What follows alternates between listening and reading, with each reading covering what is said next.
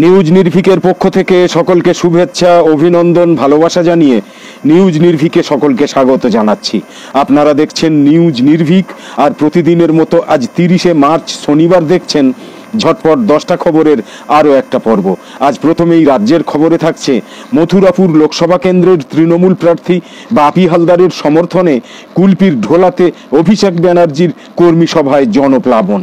News নির্ভীকের ঝটপট 10টা খবরের প্রথম এই খবর ছাড়াও এতদিন ধরে চলে আসা প্রথমে আন্তর্জাতিক, তারপর জাতীয় এবং তারপর আঞ্চলিক খবর দেখানোর বদলে এবার প্রথমে পশ্চিমবঙ্গের আঞ্চলিক খবর, তারপর ভারতের জাতীয় খবর এবং সবশেষে বিশ্বের আন্তর্জাতিক খবর মিলিয়ে আরও গুরুত্বপূর্ণ যে খবরগুলো থাকছে সেগুলো হলো, গতকাল সোনারপুরে প্রচারে বেরিয়েছিলেন যাদবপুর লোকসভা কেন্দ্রের তৃণমূল প্রার্থী সায়নী ঘোষ।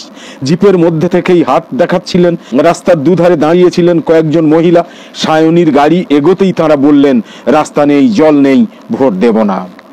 রামকৃষ্ণ মঠ এবং মিশনের অন্তর্বর্তী অধ্যক্ষ হয়েছেন স্বামী গৌতমানন্দজি মহারাজ। হুগলির তৃণমূল প্রার্থী রচনা বন্দ্যোপাধ্যায়ের প্রাক্তন স্বামী সিদ্ধান্ত মহাপাত্র বিজেপি প্রার্থী লকেট চট্টোপাধ্যায়কে শুভেচ্ছা জানিয়েছেন। রাহুল গান্ধীর প্রতিদ্বন্দ্বী বিজেপি প্রার্থী কে সুরেন্দ্রন 242টা মামলার আসামি। প্রয়াত জেলবন্দি মুখতার আনসারির শেষকৃত্যে জনসমুদ্র দেখল উত্তরপ্রদেশের গাজীপুর। অশান্তি ঠেকাতে কড়া পুলিশ নিরাপত্তা যোগী সরকারের। মুখে শান্তির কথা বললেও ইসরায়েলকে হাজার হাজার বোমা, যুদ্ধজাহাজ এবং 25টা যুদ্ধ বিমানও পাঠাচ্ছে আমেরিকা। রমজানের প্রথমার্ধে 80 লক্ষ মানুষের উমরাহ পালন। মসজিদে নবমীর ছাদে 90,000 মুসল্লির নামাজের ব্যবস্থা। তুরস্কের প্রেসিডেন্ট রজব তৈয়ব এরদোগান মার্কিন প্রেসিডেন্ট জো বাইডেনের সাথে সাক্ষাৎ করবেন। আগামী 9ই মে হোয়াইট হাউসে উভয়ের এই সাক্ষাৎ অনুষ্ঠিত হবে। আঞ্চলিক এবং বৈশ্বিক চ্যালেঞ্জ মোকাবিলায় পাকিস্তানের পাশে থাকার ঘোষণা করেছেন আমেরিকা যুক্তরাষ্ট্রের প্রেসিডেন্ট জো বাইডেন। হামাসের সাথে আবারও আলোচনায় বসতে কর্মকর্তাদের নির্দেশ দিয়েছেন ইসরায়েলের প্রধানমন্ত্রী বেঞ্জামিন নেতানিয়াহু। সব মিলিয়ে নিউজ নির্ভীকের ঝটপট 10টা খবরের আজকের পর্বে দেখে নিন এমনই সব গুরুত্বপূর্ণ কম বেশি 10টা খবর। মথুরাপুর লোকসভা কেন্দ্রের তৃণমূল প্রার্থী বাপি হালদারের সমর্থনে কুলপির ঢোলাতে অভিষেক বন্দ্যোপাধ্যায়ের কর্মী সভায় জনপ্লাবন। আদতে কর্মী সভা হলেও শেষ পর্যন্ত মথুরাপুরের কুলপির ঢোলাতে তৃণমূল কংগ্রেসের সর্বভারতীয় সাধারণ সম্পাদক অভিষেক বন্দ্যোপাধ্যায়ের সভায় কার্যত জনপ্লাবন নেমে এসেছিল। জমিদারি কায়দায় বিজেপির অত্যাচারের বিরুদ্ধে লড়াই আরও শক্তিশালী করতে এবং অভিষেক বন্দ্যোপাধ্যায়ের বক্তব্য শুনতে মথুরাপুর লোকসভা কেন্দ্রের 7টা বিধানসভা ছাড়াও অভিষেকের লোকসভা কেন্দ্র ডায়মন্ড হারবার সহ দূর দূরান্ত থেকে ভিড় করেছিলেন অসংখ্য সাধারণ মানুষ। কেন্দ্রের বিজেপি সরকারের প্রতিনিয়ত অবহেলা, অবজ্ঞা, লাঞ্ছনা, অপমান আর বঞ্চনার প্রতিবাদে মামাটি মানুষের সরকারের প্রতি ভরসায় বুক বেঁধে আমজনতার এই সক্রিয় অংশগ্রহণই প্রমাণ করে যে বহিরাগতদের বিদায় আর কিছু সময়ের অপেক্ষা মাত্র। গতকাল সোনারপুরে প্রচারে বেরিয়েছিলেন যাদবপুর লোকসভা কেন্দ্রের তৃণমূল প্রার্থী সায়নী ঘোষ। জিপের মধ্যে থেকেই হাত দেখাচ্ছিলেন, রাস্তার দুধারে দাঁড়িয়েছিলেন কয়েকজন মহিলা। সায়নীর গাড়ি এগোতেই তাঁরা বললেন, রাস্তা নেই, জল নেই, ভোট দেব না। হুডখোলা জিপ, রোদ থেকে বাঁচতে সাদা ওড়না মাথায় জড়িয়েই প্রচারে নেমেছেন যাদবপুর লোকসভা কেন্দ্রের তৃণমূল প্রার্থী সায়নী ঘোষ। তবে সোনারপুরে যেতেই ঘটে বিপত্তি। এলাকাবাসীর প্রশ্নের মুখে পড়তে হয় তাকে, জল নেই, রাস্তা খারাপ, ভোট দেব না। দুপাশে দাঁড়িয়ে থাকা মহিলাদের চোখা চোখা প্রশ্নের মুখে পড়তে হয় সায়নী ঘোষকে। তারপরই সায়নী পাল্টা প্রশ্ন করেন, ভোট না দিলে রাস্তা হয়ে যাবে? তবে এলাকাবাসীর ক্ষোভ কিন্তু তাতে দমানো যায়নি। তারা বলতে শুরু করেন, কাউকেই ভোট দেব না, দরকার নেই ভোট দেওয়ার, দিলেও হবে না, না দিলেও হবে না। সায়নী ঘোষ বলেন, অর্থনৈতিক সাহায্য ছাড়া কোনো কিছুই সম্ভব নয়, আর কেন্দ্র টাকা দেওয়া বন্ধ করেছে, এর বিরুদ্ধেই আমাদের লড়াই। তাই সংসদে গিয়ে আমাদের অধিকার ছিনিয়ে আনতে হবে। উল্লেখ্য, গতকাল রাজপুর সোনারপুর পৌরসভার 34 নম্বর ওয়ার্ডে কাউন্সিলর বিশ্বজিৎ দের উদ্যোগে যাদবপুর কেন্দ্রের তৃণমূল প্রার্থী সায়নী ঘোষ প্রচারে নেমেছিলেন। এক বর্ণাঢ্য শোভাযাত্রার আয়োজন করা হয়েছিল। সেখানে 34 নম্বর ওয়ার্ডের মহিলাদের নিয়ে এই বর্ণাঢ্য মিছিল চলছিল, কিন্তু তার মধ্যেই ঘটে এই রকম বিপত্তি।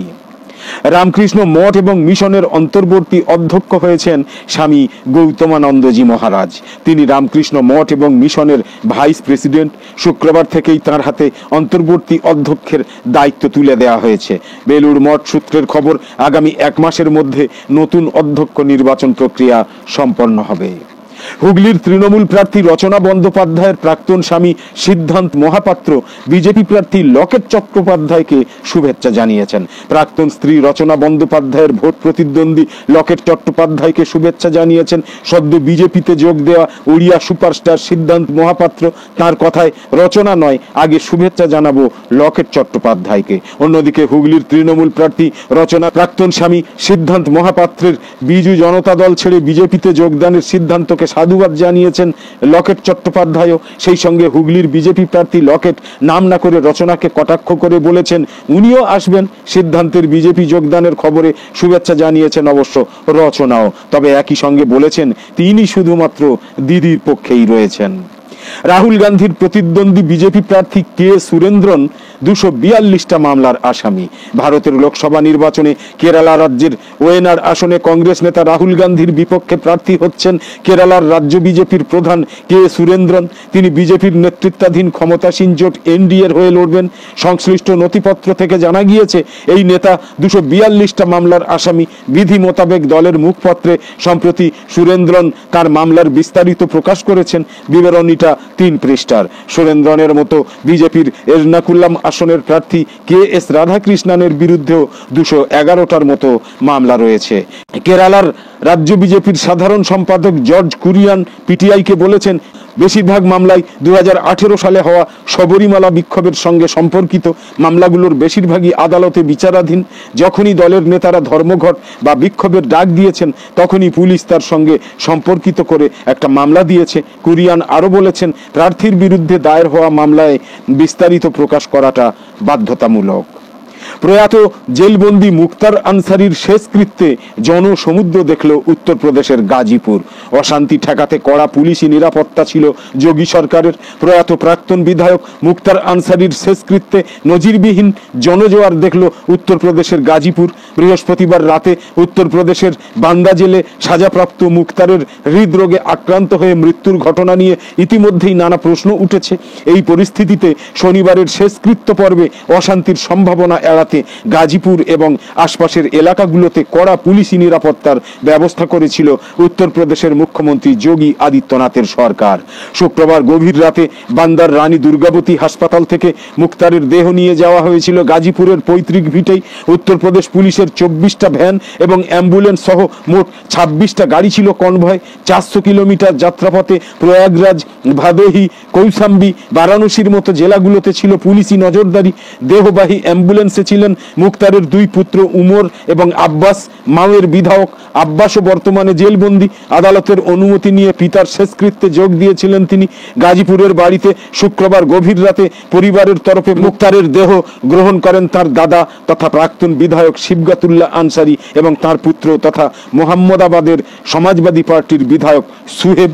মধ্যরাত থেকে ভিড় জমতে শুরু করে আনসারি পরিবারের বাড়ির সামনে। পূর্ব উত্তরপ্রদেশের পাশাপাশি রাজধানী লখনৌ, শিল্প শহর কানপুর থেকেও হাজার হাজার অনুগামী শনিবার মুক্তারকে শেষ বিদায় জানাতে এসেছিলেন। কিন্তু যোগী সরকারের পুলিশের কড়াকড়ির কারণে তাদের অনেকেই 5 বারের বিধায়কের মরদেহের কাছে ঘেঁষতে পারেননি বলে অভিযোগ।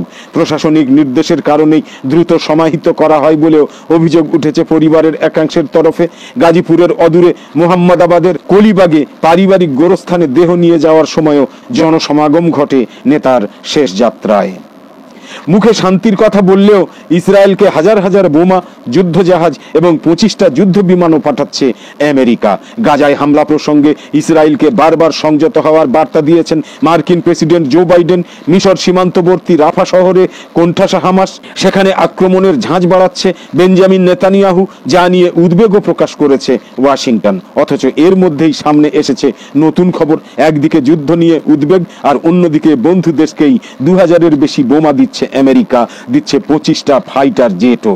জানা গিয়েছে 1800 MK-84 2000 পাউন্ডের বোমা এবং 500 MK-82 500 পাউন্ডের বোমা ইসরায়েলকে দিচ্ছে আমেরিকা। পাশাপাশি 25টা F-35 যুদ্ধ বিমানও তাদের পাঠানো হচ্ছে। তবে এই অস্ত্র সংক্রান্ত চুক্তি নাকি এখনকার নয়, 2008 সালে দুই দেশের মধ্যে এই নিয়ে চুক্তি হয়েছিল।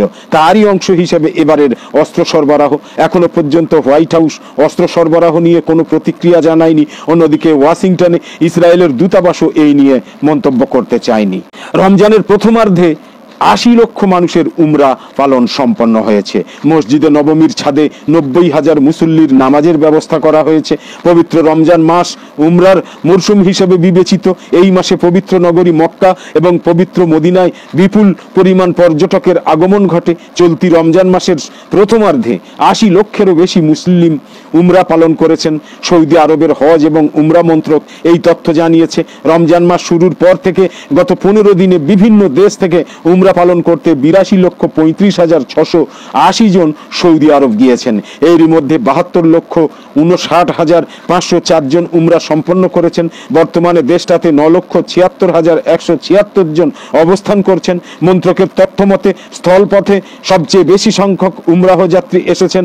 স্থলপথে 9,80,556 জনের আগমন হয়েছে, আর আকাশপথে 7,09,083 জন এবং সমুদ্রপথে 54,141 জন এসেছেন। রমজান মাসে পবিত্র মসজিদুল হারামে ভিড় নিয়ন্ত্রণে এবং স্বাচ্ছন্দ্যে উমরা পালন নিশ্চিত করতে বেশ কিছু বিধি নিষেধও আরোপ করেছে সৌদি আরব। উমরা যাত্রীরা যাতে নির্বিঘ্নে তাওয়াফ করতে পারেন তার জন্য স্থানীয়দের মসজিদুল হারামে ভিড় না করে আশপাশের মসজিদে নামাজ পড়তে উৎসাহী করা হয়েছে। এদিকে মদিনার পবিত্র মসজিদে নবমীর 67,000 স্কোয়ার মিটার বিস্তৃত ছাদে 90,000 মুসল্লির নামাজের ব্যবস্থা করা হয়েছে। এখন থেকে রমজান মাসে নির্বিঘ্নে মসজিদে নবমীর ছাদে নামাজ আদায়, ইফতার করা এবং অন্যান্য ইবাদতে মশগুল থাকতে পারবেন রোজাদার মুসল্লিরা। মসজিদে নবমীর ছাদে ওঠার জন্য মসজিদের প্রবেশদ্বারে 24টা সিঁড়ি রয়েছে। সেই সিঁড়ি দিয়ে নামাজের আগে এবং পরে মুসল্লিরা স্বাভাবিকভাবে ছাদে ওঠানামা করতে পারবেন। ভিড় সামলানোর জন্য রয়েছে 6টা চলন্ত সিঁড়িও। কাবা শরীফ এবং মসজিদে নবমীর দায়িত্বে থাকা জেনারেল অথরিটি এই ব্যবস্থা করেছে। মসজিদে নবমীতে প্রতিদিনই মুসল্লিদের মাঝে বিতরণ করা হচ্ছে 20,000 করে কুরআন শরীফের কপি। আগত মুসল্লিদের খাবার এবং জমজমের পানি সরবরাহ করা হচ্ছে নিয়মিত। তুরস্কের প্রেসিডেন্ট রজব তাইয়েব এরদোগান মার্কিন প্রেসিডেন্ট জো বাইডেনের সাথে সাক্ষাৎ করবেন। আগামী 9 মে হোয়াইট হাউসে উভয়ের এই সাক্ষাৎ অনুষ্ঠিত হবে। হোয়াইট হাউসে এটা হবে তাদের প্রথম সাক্ষাৎ। তুরস্কের এক কর্মকর্তা শুক্রবার এই কথা জানিয়েছেন। সুইডেনের স্থগিত ন্যাটো সদস্যপদ তুরস্ক অনুমোদন দেওয়ার পরপরই জানুয়ারিতে বাইডেন প্রশাসন আঙ্কারার জন্য 23 বিলিয়ন মার্কিন ডলার মঞ্জুর করেছে। F-16 বিমানের জন্য যুক্তরাষ্ট্র এই অর্থ অনুমোদন করেছে। হামাসের 7ই অক্টোবরের হামলার পর মুসলিম বিশ্বে তুরস্ক গাজায় ইসরায়েলি অভিযানের সবচেয়ে কট্টর সমালোচকে পরিণত হয়েছে। এরদোয়ান ইসরায়েলি প্রধানমন্ত্রী বেঞ্জামিন নেতানিয়াহুকে অ্যাডলফ হিটলারের সাথে তুলনা করেছেন। তিনি একই সঙ্গে ফিলিস্তিনে ইসরায়েলের গণহত্যায় মদদ দেওয়ায় যুক্তরাষ্ট্রকে অভিযুক্ত করেছেন।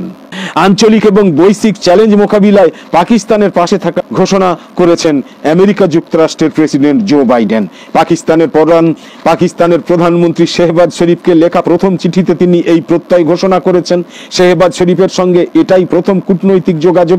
দীর্ঘদিন পর এই দুই নেতার মধ্যে এই যোগাযোগ স্থাপিত হলো। এই খবর দিয়েছে অনলাইন জিও নিউজ। উল্লেখ্য, ইমরান খানের পাকিস্তান তেহরিকে ইনসাফের সাইফার বা কূটনৈতিক বার্তার অভিযোগের পর দুদেশের মধ্যে কূটনৈতিক সম্পর্কে উত্তেজনা দেখা দেয়। এরপর বাইডেন তার এই চিঠি লিখেছেন। তাতে ভবিষ্যৎ নিরাপত্তার সুস্থতা, অর্থনৈতিক প্রবৃদ্ধি এবং সবার জন্য শিক্ষার সুযোগ নিয়ে অভিন্ন দৃষ্টিভঙ্গি নিয়ে এগিয়ে যেতে হবে। তিনি লিখেছেন, আমাদের যুক্তরাষ্ট্র পাকিস্তান গ্রিন অ্যালায়েন্স ফ্রেমওয়ার্কের মাধ্যমে জলবায়ু স্থিতিস্থাপকতা, টেকসই কৃষি ভিত্তিক সমর্থন এবং জল ব্যবস্থাপনা অব্যাহত রাখব।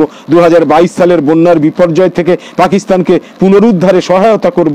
পাকিস্তানে মানবাধিকার রক্ষা এবং মানবাধিকারে অগ্রগতি সুরক্ষিত করতে আমেরিকা যুক্তরাষ্ট্র কাজ করতে প্রতিশ্রুতিবদ্ধ বলে জানান প্রেসিডেন্ট বাইডেন। তিনি বলেছেন, একসঙ্গে আমরা আমাদের জাতির মধ্যে শক্তিশালী বন্ধন গড়ে তুলব। হামাসের সাথে আবারও আলোচনায় বসতে কর্মকর্তাদের নির্দেশ দিয়েছেন ইসরায়েলের প্রধানমন্ত্রী বেঞ্জামিন নেতানিয়াহু। শুক্রবার 30 মার্চ প্রধানমন্ত্রীর কার্যালয় এই তথ্য জানিয়েছে।